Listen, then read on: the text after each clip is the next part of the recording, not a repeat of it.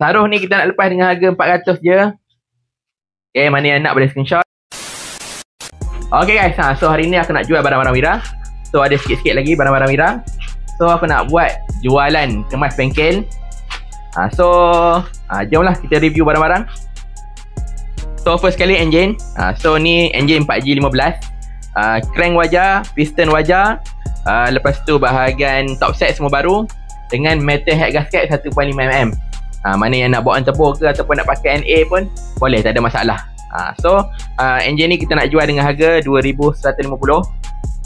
Mana yang nak harga promosi ni boleh screenshot. Lepas tu kita akan deal lah. Harga murah-murah je. Engine ni sekali dengan surat custom.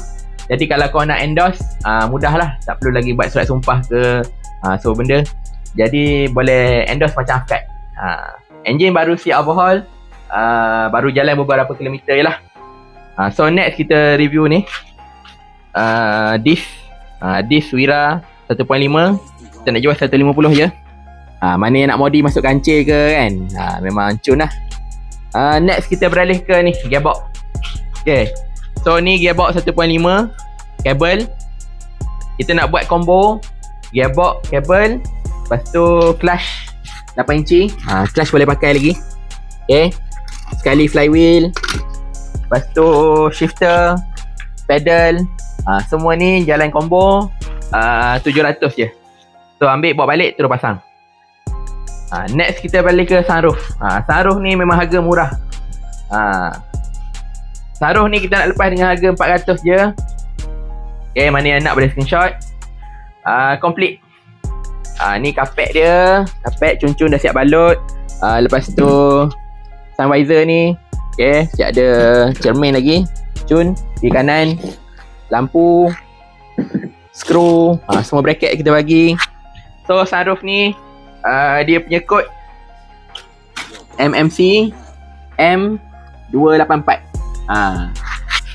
Sunroof Evo 7. Okay, ambil semua jalan 400. Mana yang sekitar Temeloh ke, area-area Temeloh, area-area Pahang, boleh datang lah. Mana yang berminat. Barang-barang kecil kita boleh post, barang-barang besar ni kena pick up lah. Next kita beralih ke door trim. Okay, door trim ni harga dia 150 je. Dah siap balut. Lepas tu bahan-bahan dalam dia komplit lah. Dia punya ni poket-poket dia ni. Okay, free gift kita bagi speaker. Speaker ni ada pecah sikit. Yang ni kita bagi free je lah. Next kita beralih ke ni. Kita beralih ke set injection. Okay, set injection ni